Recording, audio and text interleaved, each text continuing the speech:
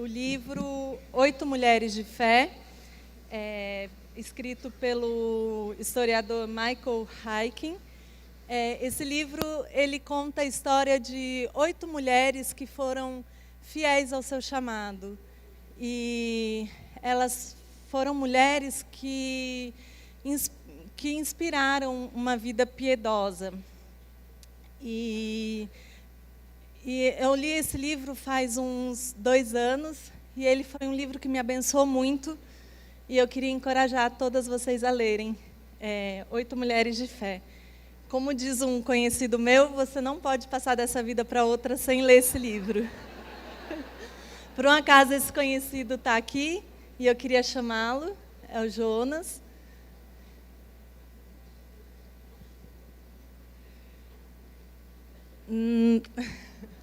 Nós somos casados há 15 anos, temos 3 filhos lindos, por enquanto só 3, né, Jonas? Com certeza. E Jonas é pastor da Igreja Batista da Palavra, professor do Seminário Martin Bucer e da Universidade de Mackenzie. Nós somos uma família, por pura pressão, palmeirense. Não tivemos outra opção. Assim como o Tiago já sabe como é perder uma aposta com o Jonas, eu também perdi, tive que deixar de ser São Paulina. E hoje somos uma família palmeirense. Vamos orar? Vamos. Queria orar pelo Jonas. Senhor Deus, eu queria te agradecer, ó Pai, por esse congresso.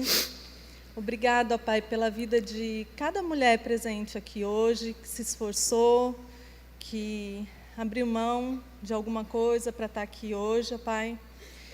Quero pedir que o Senhor use o seu servo, ó Pai, para falar aos nossos corações, ó Pai. Que a nossa vida possa ser transformada nesses dias, ó Deus, e que o seu nome seja glorificado aqui neste lugar, ó Pai. Nós oramos em nome de Jesus. Amém. Bom dia. Queria convidar você a abrir sua Bíblia no Evangelho de Lucas, capítulo de número 7.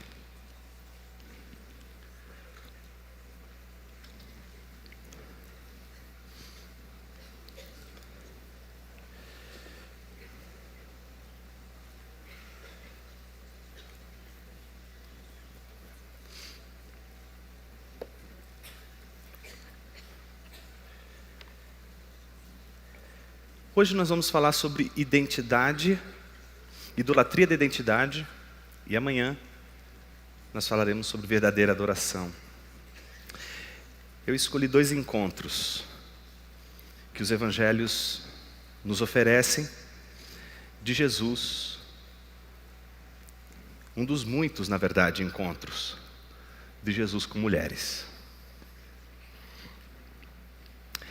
Esse primeiro encontro que eu gostaria de trabalhar nesta manhã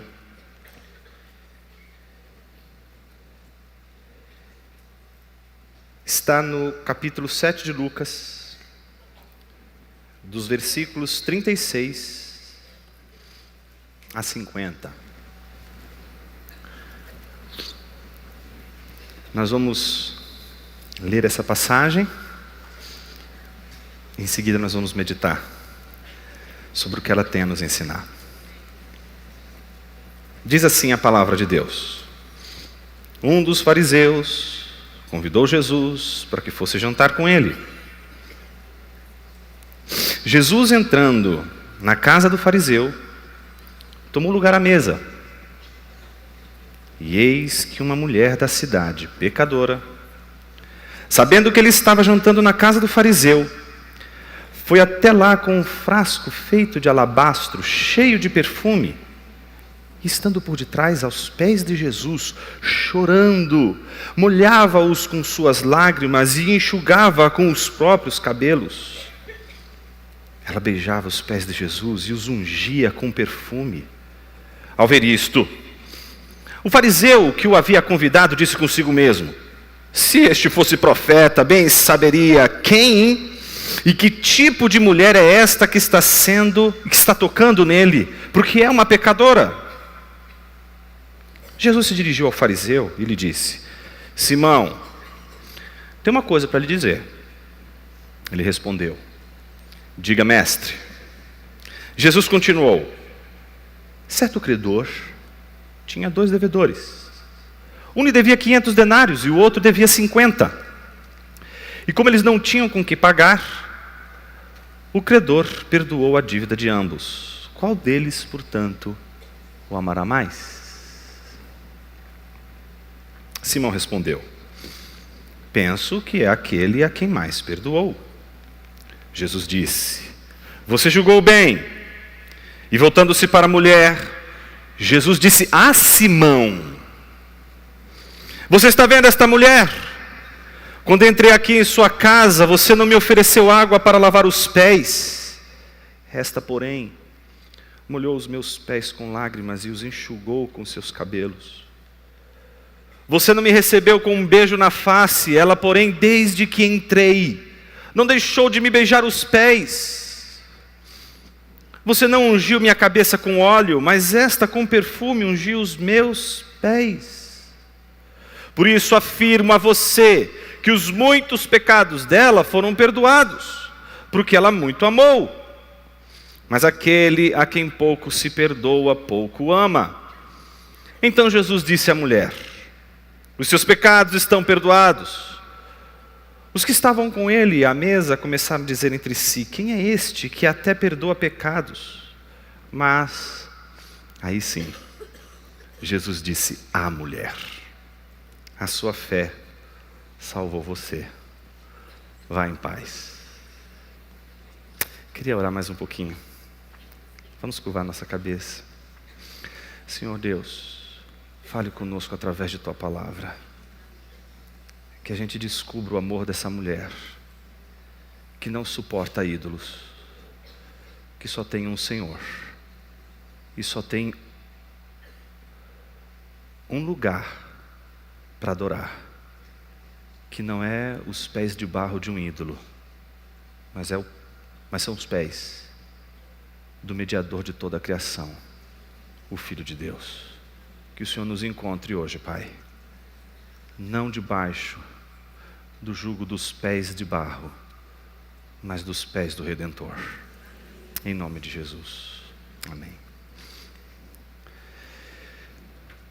Muitas coisas podem ser ídolos. E os ídolos podem ser feitos das mais diversas formas, dos mais diversos materiais, e com a criatividade mais, eu diria assim, detalhada que você pudesse imaginar. Nós usamos a criatividade para produzir e confeccionar ídolos. E eles não surgem das nossas mãos, eles surgem primeiro do coração. O coração é uma fábrica de ídolos, já dizia Calvino. É o nosso coração um produtor de ídolos. Por natureza, ele procura de todas as formas, a partir de sua criatividade, encontrar algo concreto com que possa entregar-se de corpo e alma. Mas não somente coisas concretas, aquelas às quais nós nos curvamos. Não nos curvamos apenas debaixo de imagens de metal, bronze ou barro. Nós também conseguimos nos curvar diante das coisas mais incríveis, mesmo as mais abstratas, como uma ideia, por exemplo. A gente pode idolatrar nosso próprio corpo. A gente pode idolatrar a nossa própria família.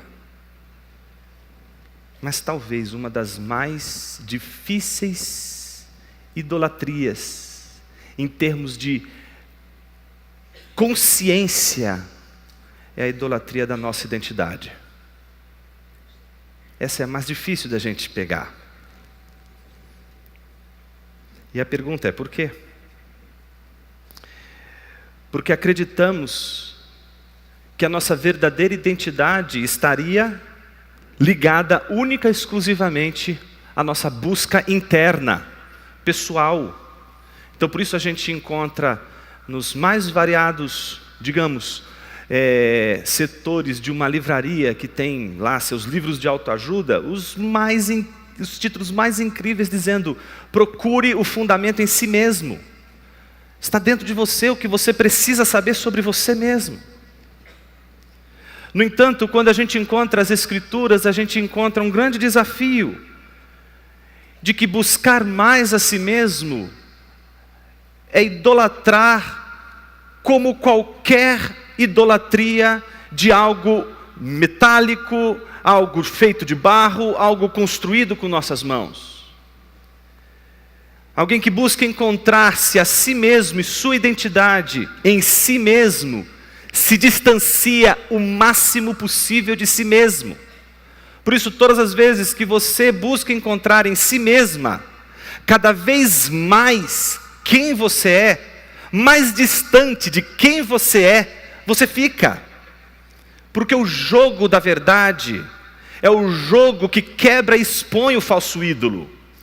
E esse falso ídolo é exposto quanto mais você se distancia de si mesma e mais se aproxima de Cristo. Então, quanto mais você se aproxima de Cristo e mais você quer saber quem Cristo é, por incrível que pareça, mais distante do ídolo que é você fica. E mais entendimento de quem você ganha. Em outras palavras, Cristo salva não só nosso corpo, salva nossa alma, mas salva também quem nós somos. É sobre isso que a gente vai falar hoje. Há uma dinâmica da busca de identidade, e aí todos os seres humanos estão debaixo dessa busca. E a gente tem pelo menos 3 caminhos, não é? Que são, digamos assim, os únicos possíveis. 2 deles são aqueles que todos os seres humanos, absolutamente todos eles, estão suscetíveis a passar, a viver e a trabalhar com essa dinâmica. O primeiro eu chamo de, um nome um pouco estranho aí, mas eu vou explicar. Autorreferência. Alter de alteridade, do outro. O que isso significa? Quando o outro se torna a sua referência. Isso acontece desde a gente, não é? Pequenos, né? Então a gente vai crescendo, ouvindo: olha, quando você crescer, você vai ser assim, assim, assim, assim, assim, assado. Eu falo: não, quando eu crescer, eu vou ser igual papai, igual mamãe querem que eu seja. Então a gente acaba assumindo uma identidade daqueles que a gente julga serem responsáveis por dizer quem nós somos. Então a fonte da nossa identidade está no outro. E queremos encontrar o nosso verdadeiro eu, a nossa verdadeira identidade, no reconhecimento que o outro tem dessa identidade em nós. Então, quando a gente se torna o que os outros querem que a gente seja, a gente se sente então apaziguado. Finalmente me encontrei, finalmente sei quem eu sou, me tornei quem o outro quer que eu seja. Aí vem a frustração. Chega uma hora que a gente não aguenta mais ser o que os outros querem que a gente seja. E aí a gente resolve dizer o seguinte: chega dessa tirania do outro. Não vou ser mais o que a família quer que eu seja, não vou ser mais o que os outros querem que eu seja. Em geral, a adolescência marca muito esse movimento, não que seja exclusivo da adolescência, porque hoje, né, isso é muito relativo, diria. Mas é muito comum você de repente dizer: não quero ser mais quem minha família quer que eu seja. Vou dar meu grito de liberdade e agora serei quem eu quero ser.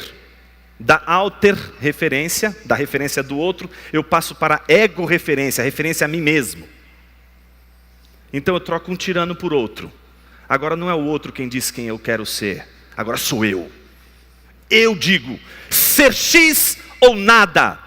Ou eu me torno X, ou então não vale mais a pena viver. Então eu faço do grande trajeto da minha vida uma batalha de me tornar quem eu quero ser. Essas 2 dinâmicas que acontecem com todos os seres humanos, elas são dinâmicas de inautenticidade. Elas não são autênticas. Você nunca é quem você realmente é. Você sempre acaba com uma negação. Você não percebe o quanto essa negação está presente quando você diz: eu quero ser o que papai e mamãe querem que eu seja. Eu quero ser quem meus filhos querem que eu seja. Olha como tem a negação. Mas você já é alguma coisa? Ou não? Aquele que está dizendo eu quero ser, não é um vazio. Não é um nada. Mas então quando você diz: não, agora eu quero ser X. Esse que está dizendo eu quero ser X, não é um nada. Não é um vácuo no mundo. Você é alguém. A grande pergunta é: quem é você? você é aquilo que nenhuma pessoa e nem mesmo você será capaz de dizer. Nós somos não aquilo que os outros querem que a gente seja. Nós somos não aquilo que queremos ser. Somos tudo aquilo que Cristo diz que nós somos. Com base nisso, a gente entende que existe uma terceira dinâmica, e essa terceira dinâmica que a gente vai defender na leitura do texto que a gente vai fazer agora. A gente poderia chamar de teorreferência, Cristo referência. A ideia é que Cristo agora seja a referência. Deus seja a referência de quem nós somos. Então, cansados de nos tornarmos aquilo que gostaríamos de ser, dizemos agora: Deus, eu não quero mais ser o que o outro quer que eu seja, nem o que eu quero ser. Me diga quem tu queres que eu seja. Essa dinâmica é que acontece nesse texto que nós acabamos de ler. E nesse texto que nós acabamos de ler, existe um argumento que eu gostaria de mostrar nessa passagem, que diz muito, muito sobre identidade, em especial a idolatria da identidade. E para isso eu queria oferecer, em primeiro lugar, o argumento desta manhã. Não a identidade dos homens, não a sua identidade, mas a identidade gloriosa, aquela que homem nenhum pode lhe dar, lhe fazer conhecer, aquela que nenhum homem tem acesso, aquela que só Deus tem acesso, aquela que faz com que Deus chame seu cônjuge, não para que ele faça você ser a imagem dele, mas para que ele seja a testemunha da obra que Deus está fazendo através dele, para que você se torne não parecida com o seu marido, mas você se torne parecida com Cristo, com Jesus. Essa é a identidade gloriosa. Essa é a identidade que nenhum homem pode forjar em você. Essa é a identidade que nenhuma pessoa pode forjar em você. Essa é a identidade que só Cristo pode forjar. E Ele só forja essa identidade quando você desiste de buscar a si mesmo e busque a Jesus. Sua verdadeira identidade está em Cristo. Ela é como o tesouro escondido em Cristo.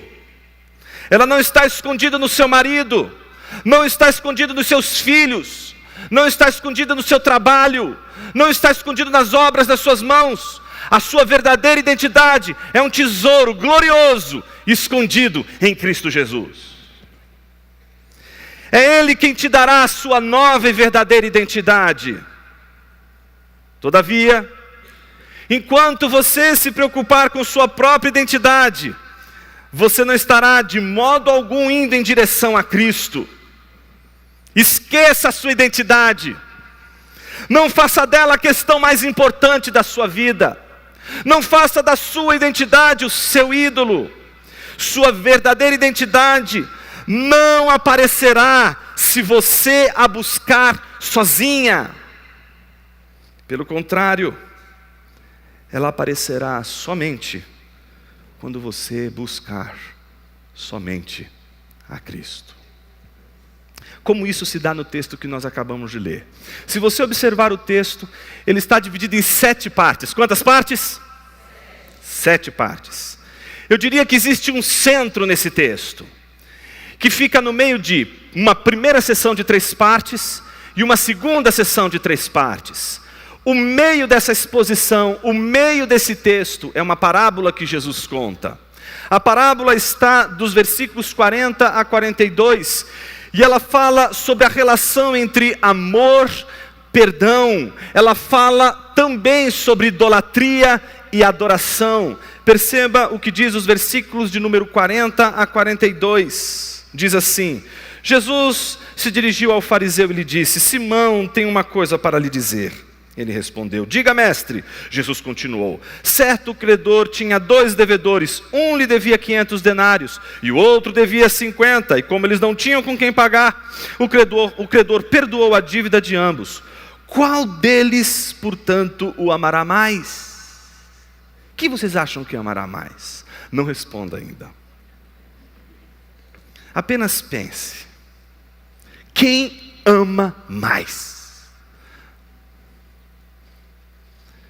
Lucas, para expor o ensino de Jesus nessa passagem, ele nos lembra a história de 3 pessoas que estão envolvidas nesta passagem do começo ao fim: um fariseu, Cristo e uma mulher. A primeira parte desse texto que nós acabamos de ler vai dos versículos, ocupa os 2 primeiros versículos, os versículos 36 e 37.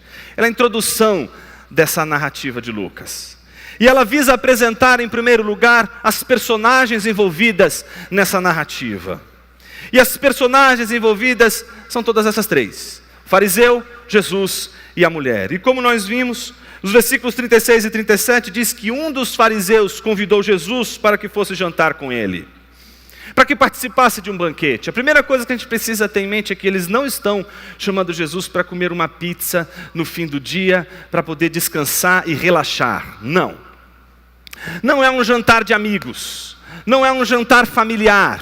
Não é um jantar para eles terem ali uma espécie de comunhão maior, como se, por exemplo, eles pudessem ali aprofundar um relacionamento. Não, o fariseu não convidou Jesus para aprofundar o seu relacionamento com ele. Ele não convidou Jesus para ter uma maior intimidade com ele. Ele convidou Jesus para testar a Jesus. E isso acontece porque, muito provavelmente, ele tinha escutado o discurso de Jesus muito antes de convidá-lo para o banquete.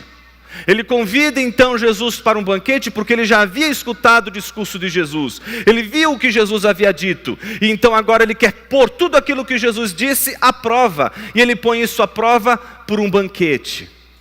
Algumas pessoas eu acho que adorariam ser colocadas à prova se soubessem que todas as vezes que elas fossem indagadas não fosse no Facebook, mas fosse com um jantar. Pelo menos a conversa desagradável terminaria com uma boquinha.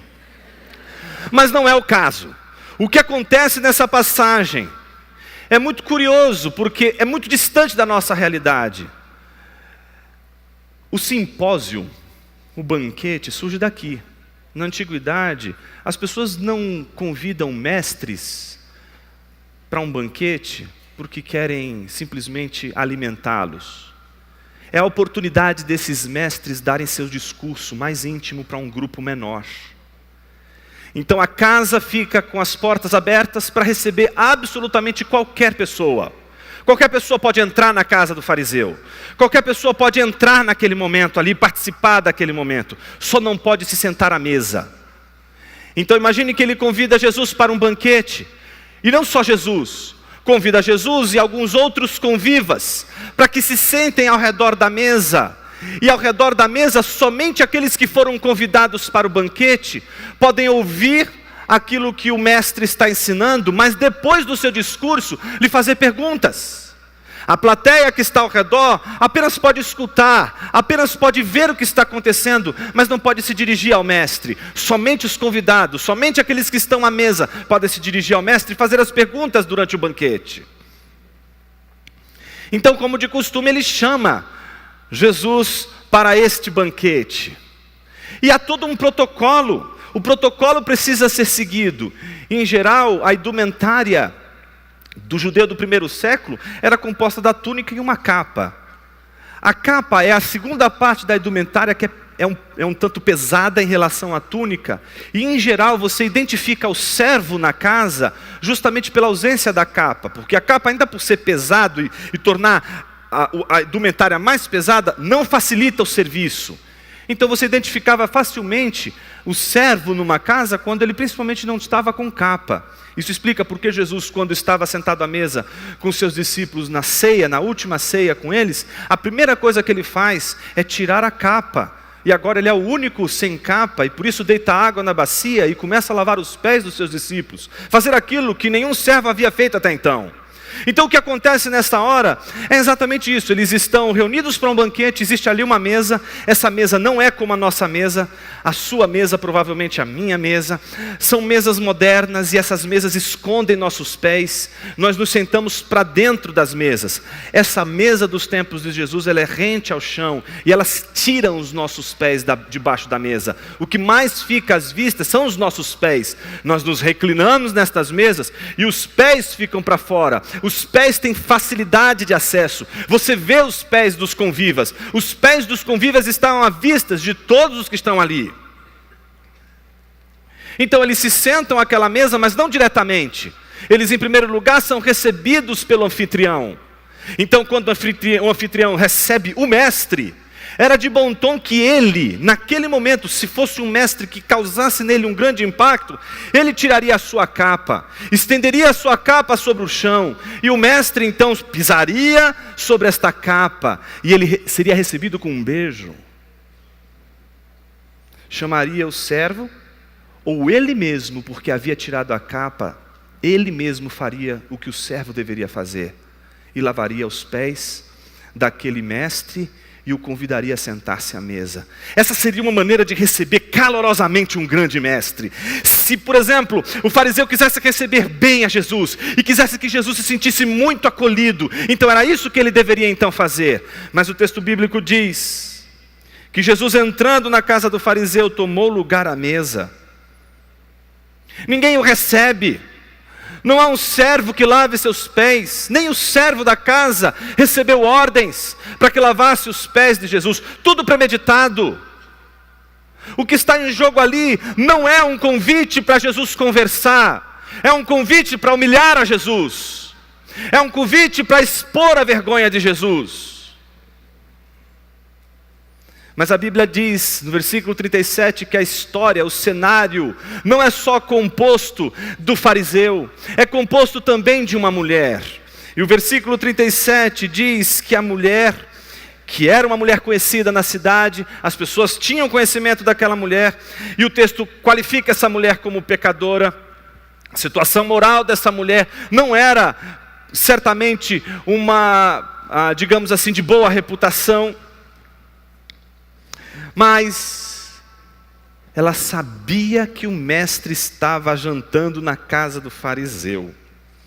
Então foi até lá. Não dá para a gente analisar esse texto sem um pressuposto.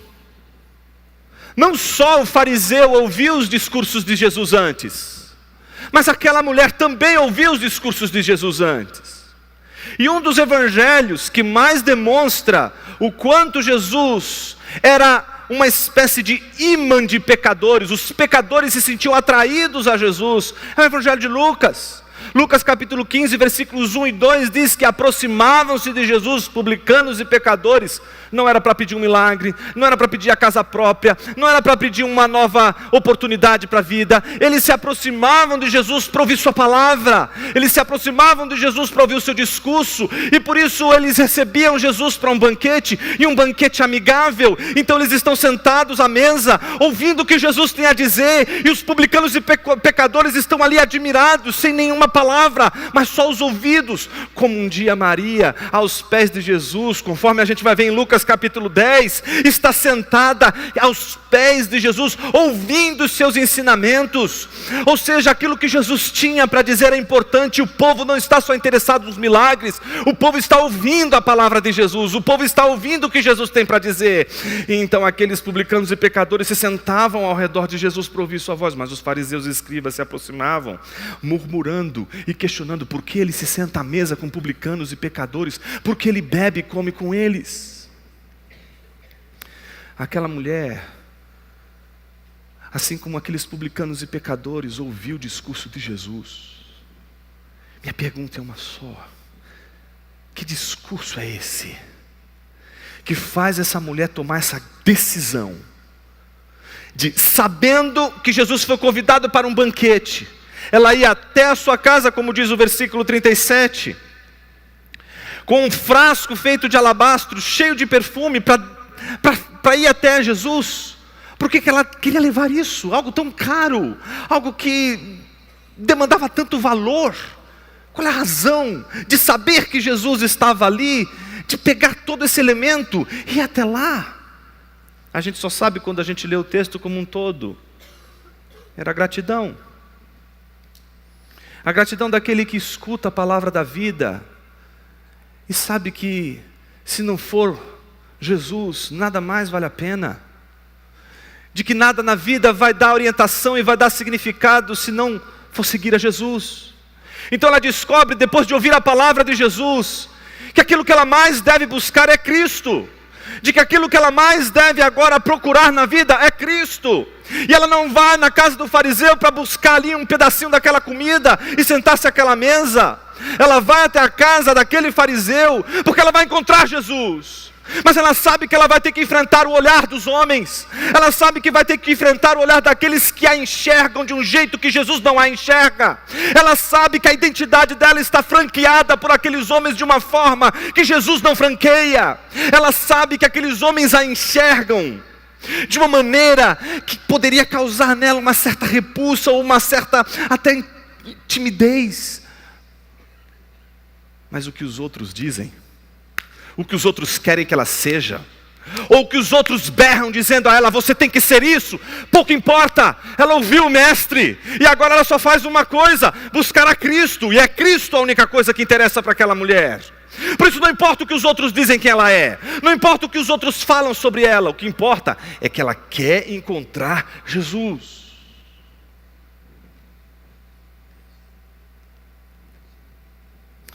A segunda parte do texto é o versículo 38. E esse versículo 38 combina com os versículos 44 a 46. Esses dois grupos de textos refletem a busca da mulher. Esse texto narra duas vezes essa busca. Primeiro, o texto narra a busca da mulher em ação, ela indo buscar a Jesus. E a segunda vez que a busca é trabalhada é Jesus fazendo uma retrospectiva dessa busca. A ênfase então está na busca da mulher. Por duas vezes, a busca da mulher aparece como tema nesta passagem. Então o versículo 38 mostra a concretude dessa busca. Diz assim o texto: e estando por detrás aos pés de Jesus, chorando, molhava-os com as suas lágrimas e enxugava com os próprios cabelos. Ela beijava os pés de Jesus e os ungia com o perfume. São muitas as alternativas que a gente teria, mas talvez uma das mais interessantes seja aquela que faz a gente se perguntar: o que faria aquela mulher com aquele perfume? Ela sendo pecadora, e ela tendo a reputação dela descrita daquela forma, para que serviria aquele perfume? Talvez aquele perfume fosse usado para que ela pudesse atrair para si todos os homens que ela pudesse de alguma forma encontrar neles o sentido da sua busca. Ela usava o perfume para atrair os homens a si. Há quem diga que boa parte das mulheres que viviam desse contexto na época, elas tinham esse frasco maior e tinham um frasquinho menor. Esse frasquinho menor era como uma espécie de colar que ela prendia ao pescoço e só tinha um pouquinho de perfume. Era o pouquinho do perfume diário que ela usava.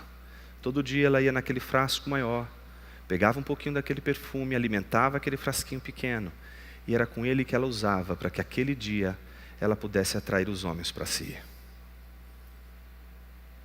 Aquela mulher não foi para a casa dela para se livrar de um colar.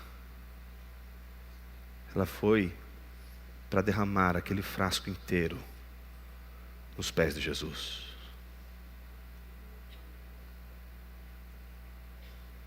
Ela não foi passar aquele perfume todo em si mesma para atrair a Jesus. O que ela quis fazer com aquele perfume? Se você acompanhou o raciocínio até agora, você no mínimo sabe que aquela mulher não premeditou tudo isso. Ela não sabia que Jesus iria passar por uma humilhação. Ela só sabia que o fariseu tinha chamado Jesus para um banquete na sua casa. Então ela diz: se é um banquete, eu posso entrar.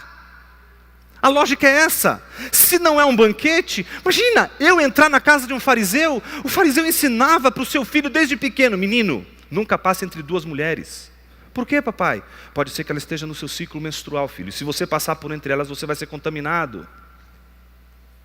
Imagine que o menininho era ensinado da seguinte forma: cuidado. Quando você estiver comendo um prato de comida, tome cuidado. Se duas garotinhas passarem por entre os pratos, se a sombra dela projetar sobre esse prato de comida, joga o prato de comida fora, porque aquela comida ficou contaminada. E aliás, quando você sentar-se à mesa para comer, lave suas mãos, não por causa de higiene. Porque vai que um samaritanozinho foi lá e colocou a mãozinha dele num lugar sujo. Quer dizer, nesse lugar onde você colocou a sua mão, você vai colocar a sua mão e a impureza que estava no samaritanozinho passou para aquele objeto que agora passou para a sua mão e que agora, não tem talher, né? Você vai pegar a comida com as suas próprias mãos. E aí, imagina, o mal que estava no samaritanozinho, que passou lá para o banco onde ele colocou a mão, passou agora para a mão dele, que agora passou para a comida. E quando ele trazer para dentro dele, ele fica endemoniado. Esse é o ciclo. Imagina um menino com um olho desse tamanho. Então, imagina você receber uma mulher nessas condições em sua casa. É claro que o fariseu não queria absolutamente próximo dele uma pessoa nesses termos. Mas a casa está aberta, e quando se dá o banquete, ninguém pode fechar a porta. Está aberto para que todos possam entrar ali e ouvir o ensino do mestre. Então ela sabia que o mestre estava ali, então ela sabia que ele iria falar. Ela foi para ouvir Jesus. Mas não só ouvir.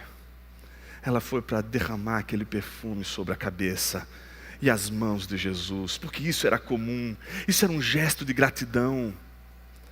Mas nós sabemos que aquela mulher estava, muito provavelmente, até antes de Jesus chegar. E como a gente sabe disso? Por causa do versículo número 45. Jesus, quando vai recapitular a história, ele diz assim: você não me recebeu com um beijo na face, ela, porém, desde que entrei. Ela já estava lá. Então quando Jesus chega, imagina como ela se coloca. Eu vou ouvir o mestre falar novamente. Ele vai falar de novo. Eu vou ouvir sua voz. Eu vou saber as coisas do reino de Deus. Eu vou conhecer Jesus.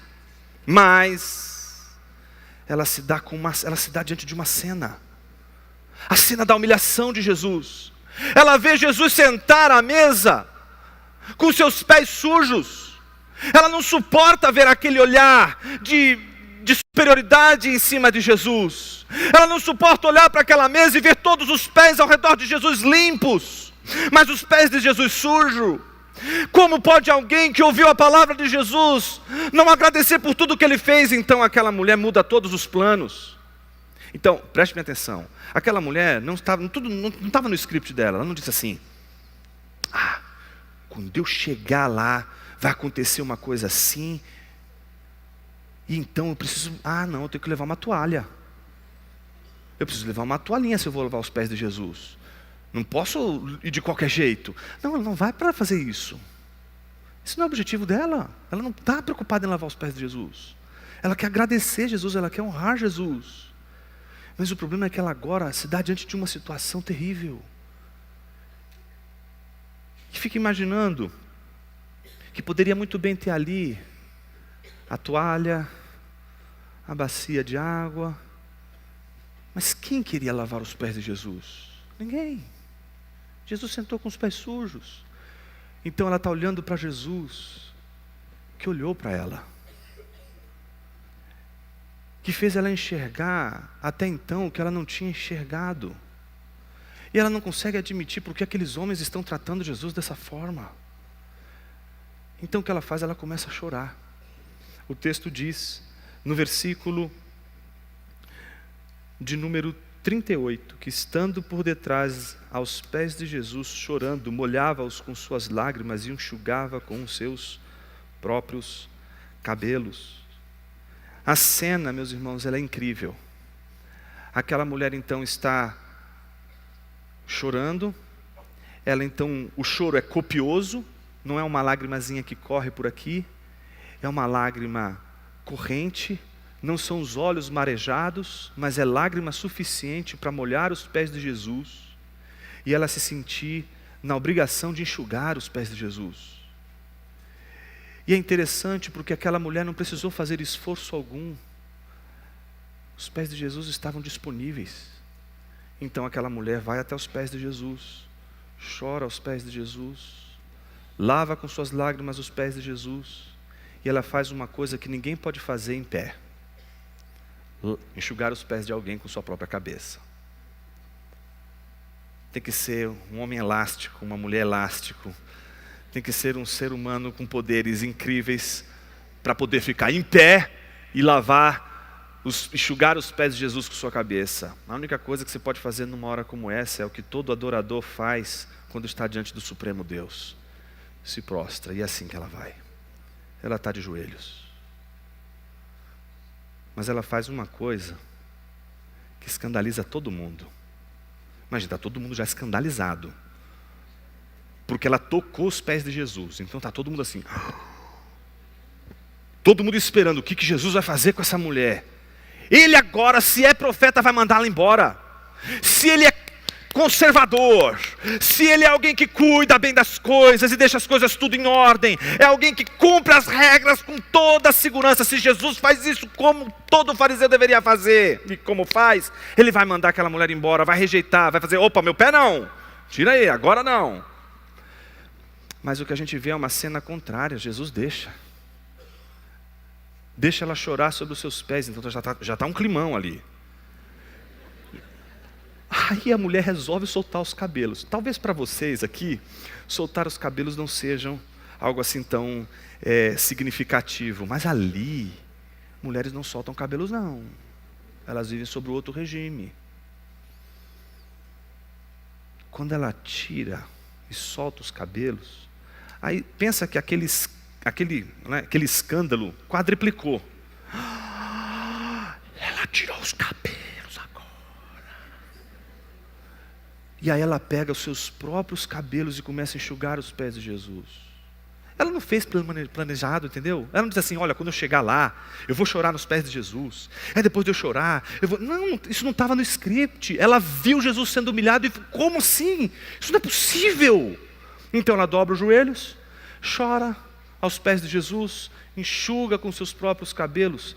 Se você acha que eles estavam escandalizados porque ela chorou nos pés de Jesus e porque ela soltou os cabelos, imagine quando eles viram ela beijar e beijar e beijar e beijar os pés de Jesus. Beijar os pés de alguém naquela época é uma atitude de humilhação. Você não faz isso diante de ninguém se você não estiver debaixo de uma completa humilhação.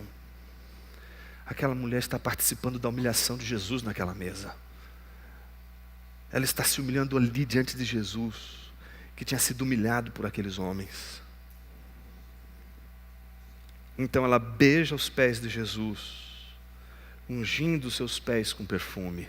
Imagina o cheiro que ficou aquela sala. Aí vem a terceira parte, que é um diálogo. Esse diálogo é muito interessante. Esse diálogo que está no versículo 39 é um diálogo, eu diria assim, de si para si mesmo.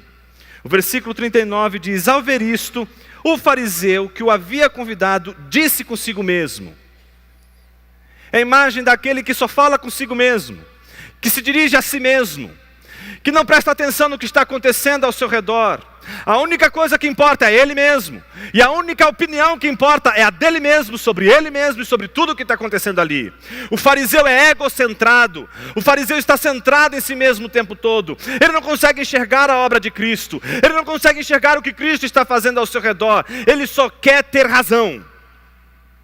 Então ele acha que encontrou ali aquilo que ele precisava, tudo o que ele queria, agora Jesus está lhe dando. Ele precisava só de um motivo para poder detonar Jesus, e agora estava o motivo dado. Então ele fala consigo mesmo, se ele soubesse quem é essa mulher que está tocando ele então, sendo profeta, como ele havia dito lá em Lucas capítulo 5, ele então agora tiraria os pés e diria, mulher, você não pode tocar os meus pés, você é impura. Mas se ele deixou é porque ele não sabe. Se ele deixou é porque ele não é profeta, porque o profeta saberia e portanto não permitiria. Mas se ele deixou, se ele permitiu, isto é a prova de que aquilo que Jesus está ensinando não é verdade. Era tudo o que ele queria. Então note que a presença primeiro dos personagens, a mulher, fariseu, Jesus. Aí vem a ação da mulher, em seguida o diálogo do fariseu. E aí nós temos o discurso de Jesus no centro de toda a narrativa. E o discurso de Jesus é um discurso curioso. É um discurso que revela que ninguém consegue conversar consigo mesmo sozinho. Não existe conversa ao sussurro consigo mesmo, que seja suficientemente silencioso para que Cristo não escute. Todas as nossas conversas sobre nós mesmos, ainda que ninguém escute, Cristo escutará. E ele escutou muito bem aquela conversa do fariseu. Sabia muito bem o que aquele fariseu estava dizendo. Então algo curioso acontece. Até então não sabíamos o nome dele. Até então ele não tinha um nome. Até então nós não sabíamos quem ele era. E então Jesus revela para o leitor quem era aquele fariseu. Aquele fariseu tinha um nome, o nome dele é Simão. Então Jesus se dirige a ele, Simão, o que mostra que Jesus sabia quem ele era. Jesus então sabia quem era Simão. E na cabeça de Simão, Jesus não sabia quem era aquela mulher. Então Simão ouve Jesus e diz, diga mestre. Então Jesus conta aquilo que ele queria contar. E diz essa historinha. Seguinte, tinha um credor e ele tinha 2 devedores. Quantos devedores? 2. Um devia 500, outro devia 50. Tá certo? Quem deve mais? O de 500. Muito bem. Mas qual é o grande problema que Jesus põe? Vendo que nenhum dos 2 tinha como pagar. A dívida é diferente? Sim. O tamanho da dívida é diferente? Sim. Mas a situação de ambos é a mesma. A situação de ambos é exatamente a mesma. Nenhum dos 2 devedores pode pagar. Não importa o tamanho, não importa a quantidade. O que importa é que os 2 não podem pagar. Mas a história não é dos devedores. A história não é de quem deve 500. A história não é de quem deve 50. A história é do credor. Então o credor, vendo que ambos não podiam pagar, perdoou-lhe a ambos. Quem é o credor? Jesus. Quem são os devedores? E na parábola? É a mulher ou o fariseu? Cuidado. Cuidado com o que você vai dizer. Quem você acha que deve mais nessa história? Não responda ainda. Quem você acha que realmente está devendo 500? E quem realmente está devendo 50? Alguns aqui poderiam dizer, claro que é a mulher, ela é uma pecadora. Está seguro disso? Está segura disso? Quem será que deve mais aqui? Por enquanto, demos de barato. Vamos dar de barato, que a gente não sabe quem dos 2 se refere. Mas a gente sabe que um dos 2 deve mais. Um dos 2 deve mais. Pouco importa. Podemos morrer com essa dúvida. O que interessa é que os 2 não podiam pagar. E o credor perdoou.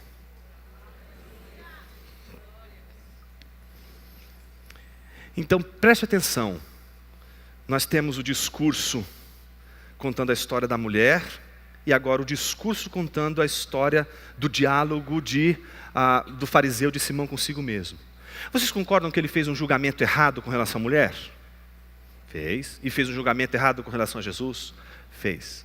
Mas agora, depois de contar a parábola, volta novamente para Simão. E agora Simão vai fazer pela primeira vez um julgamento correto nessa história toda. Ele vai responder a pergunta de Jesus. E é uma pergunta capciosa. Jesus olha para ele e diz assim: qual deles, portanto, o amará mais? Então ele responde: aquele a quem mais perdoou. E Jesus diz o que a ele? Aquilo que todo fariseu que queria ser visto como mestre da lei, como sábio, como prudente, como um homem, impressionante de ensino, gostaria de ouvir. Você julgou bem. Então ele fica todo feliz. O problema é que aquele julgamento recaía sobre ele. Era tudo o que Jesus queria. Ele ofereceu para Jesus o banquete. E agora quem vai comer pra caramba nesse banquete é Jesus. E ele sabe comer palavras como ninguém. Então agora ele diz: pois bem, você julgou bem. E aí agora o assunto não é mais ele. O assunto agora é a mulher, e então Jesus olha para Simão, preste atenção nessa cena. Ele olha para Simão e diz: está vendo essa mulher? Onde está essa mulher? Aos seus pés. E ele não tirou os seus pés, ele não afastou, ele não jogou, ele não lançou aquela mulher longe. Mas agora Jesus vai dizer para o fariseu, quem aquela mulher é. Agora nós vamos ouvir não daquela mulher, nós não vamos ouvir do narrador dessa história, nós vamos ouvir da boca de Jesus, quem é aquela mulher. Jesus vai dizer para o fariseu quem é aquela mulher. Então Jesus olha para o fariseu e diz assim: você está vendo essa mulher? Quando entrei aqui em sua casa, você não me ofereceu água para lavar os pés, esta porém molhou os meus pés com lágrimas e enxugou com seus cabelos. Você não me recebeu com um beijo na face, ela porém desde que entrei não deixou de beijar os meus pés. Você não ungiu minha cabeça com óleo, mas esta com perfume ungiu os meus pés. Então a primeira coisa é recontar a história. Veja o que essa mulher fez. Então Jesus diz para o fariseu quem é aquela mulher. Ele diz: aquela mulher fez o que você não fez. Mas Jesus disse isso só depois que ele disse: quem ama mais? Sabe o que é mais incrível nessa passagem? Se você acredita que Jesus é o credor, sabe o que é mais lindo nessa passagem? É que aqueles que estão humilhando Jesus, em especial Simão, já tinha sido perdoado por Jesus. Ele perdoou ambos. Jesus não está olhando para Simão dizendo assim: agora a gente vai ter uma conversinha aqui. Você vai ver, cinge seu lombo agora. Não.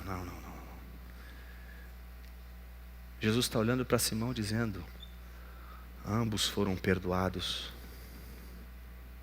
Quem ama mais? E Simão acabou de dar a prova. Aquele que tem mais consciência do amor, da graça, do perdão e do valor da obra de Cristo Jesus, é aquele que sempre vai ficar aos pés de Jesus. Onde está o tesouro da tua identidade? Aos pés de Jesus. Mas quando não está a nossa identidade como um tesouro nos pés de Jesus, ela está na boca do povo. É o povo quem diz quem nós somos. É o que a cidade diz que nós somos.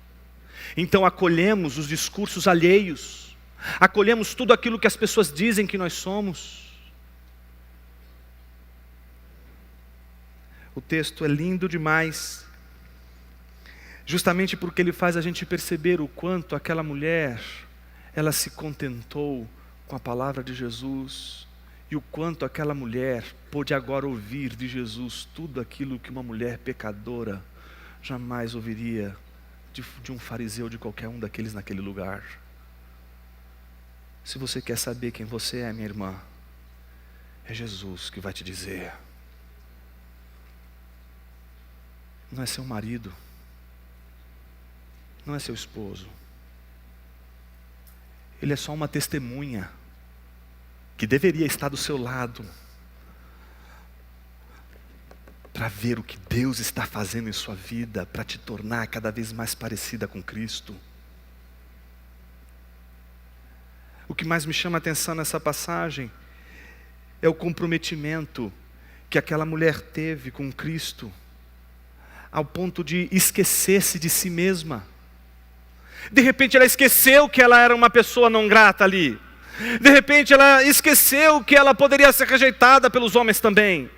De repente ela esqueceu que alguém poderia simplesmente dizer: mande tirar essa mulher daqui, mande afastar essa mulher daqui. De repente ela se esqueceu de si mesma. De repente ela já não fala mais dela mesma. De repente já não importa mais o que ela pensa, não importa mais o que ela quer saber dela mesma. Ela não está ali tentando entender quem ela é, ela só está vendo ali Jesus Cristo, e a única coisa que ela quer é encontrar Jesus. E quando a gente encontra Jesus, a gente se encontra. Quem encontra Jesus encontra o espelho da alma. Quem encontra Jesus encontra aquele que define quem nós somos. Não é o homem quem diz quem você é, mas é Cristo quem diz verdadeiramente quem você é. E essa é a grande verdade desta manhã. Essa é a grande verdade do Evangelho de Cristo Jesus. É somente quando nos esquecemos de nós mesmos e olhamos apenas para Jesus que nós descobrimos quem nós realmente somos. A conclusão não poderia ser de outra forma. Jesus então, depois de dizer, observe esta mulher, Jesus então diz, por isso afirmo a você que os muitos pecados dela foram perdoados. E aí nós já sabemos quem devia mais. Os muitos pecados dela foram perdoados, porque ela muito me amou. Mas aquele a quem pouco se perdoa, pouco ama. E aí o grande desfecho. Jesus, que foi convidado para participar daquele banquete e para falar a todos os homens, não precisa mais seguir o protocolo, porque o dono da casa quebrou o protocolo. E agora quem não está sentado à mesa vai ouvir o seu discurso e vai se dirigir a ela. E não vai falar mais com quem está ao redor da mesa, não vai mais falar com Simão, ele quebra o protocolo, e agora vai se referir com aquele que não estava chamado, que não foi chamado para sentar-se à mesa, vai se dirigir àquela mulher, e agora olhando para aquela mulher, ele vai dizer a ela, os seus pecados estão perdoados. Os que estavam com ele à mesa começaram a dizer entre si, quem é este que até perdoa pecados? E essa é a grande beleza de tudo que nós vemos aqui. O encontro do conhecimento de quem Cristo é e de quem nós somos é impressionante. Quanto mais nós nos lançamos em direção a Cristo para saber quem nós somos, mais nós descobrimos que nós não somos aquilo que nós gostaríamos de ser. Mas quando nós esquecemos de quem nós somos e só nos dirigimos a Cristo Jesus, nós descobrimos não aquilo que somos, mas que somos uma flor na semente. Ele viu em nós uma obra por fazer, e Ele está formando a sua imagem em nós, como a flor na semente. Não estamos prontos, somos a flor na semente. Temos a esperança de que um dia essa identidade gloriosa se revelará. E essa identidade gloriosa, o desfecho dessa história, não é obra das suas mãos, não é obra das pessoas ao seu redor, mas é o trabalho de Cristo sobre nossa vida. É o trabalho de Cristo sobre você, minha irmã. Por isso a coisa mais importante desta manhã, para mim, para você, quem é você? Pouco importa. A única pergunta que importa nesta manhã, para você que quer saber quem você é esta: quem é Jesus? Se você sabe quem é Jesus, você tem tudo o que você precisa. Sua verdadeira identidade está em Cristo. É Ele quem dará sua nova e verdadeira identidade. Todavia, enquanto você se preocupar com sua própria identidade, você não estará de modo algum indo em direção a Cristo. Esqueça a sua identidade, não faça dela um ídolo, não faça dela a questão mais importante da sua vida. Sua verdadeira identidade não aparecerá se você a buscar sozinha. Pelo contrário, ela aparecerá somente quando você buscar somente a Cristo. Vamos orar. Senhor Jesus, que outro lugar poderíamos ser mais abençoados do que a teus pés? A teus pés o Senhor fala e a gente escuta. Aquela mulher sentada aos teus pés, sentada de joelhos e com a sua cabeça aos seus pés, enxugando os seus pés com o seu cabelo, agora está ouvindo o Senhor se dirigir a ela e falar com ela. Que bom saber, Pai, que aqueles que encontram nos teus pés o único e o verdadeiro lugar onde o tesouro de sua identidade habita, encontrou um lugar seguro, encontrou um lugar onde apenas aquele que sabe quem nós somos abre a boca e diz quem nós realmente somos. Se há um clamor hoje no nosso coração, é o clamor pelo conhecimento. de quem Tu és. E é isso que nos importa hoje, saber nesta manhã. E quando sabemos quem Tu és, é porque nós já nos desinteressamos em querer saber quem nós somos, porque encontramos uma identidade mais interessante do que a nossa, a Tua identidade. E é ela que nos importa hoje, Senhor, porque ela nos revela o noivo que nos ama, o noivo que cuida, o noivo que preserva e zela pela sua noiva, o noivo que enxerga, o noivo que é sensível, o noivo que é capaz de exortar, o noivo que é capaz de admoestar, o noivo que não deixaria a sua noiva sem o caminho do perdão, sem o caminho da redenção, o noivo que não curvaria, o noivo que não se corromperia, o noivo que seria sacerdote, que é sacerdote, que nos leva puros a Ti, Senhor. Que o Senhor nos dê a bênção de, através da Tua palavra, reconhecemos que depois do que Cristo fez, nada pode ser tão interessante, nem mesmo nossa identidade. Assim oramos, Pai, pedindo que, pelos méritos de Cristo, pela iluminação do Teu Espírito, Tua palavra, Pai Criador dos céus e da terra, possa ser como uma semente plantada em nossos corações hoje, em nome de Jesus, Teu Filho. Amém.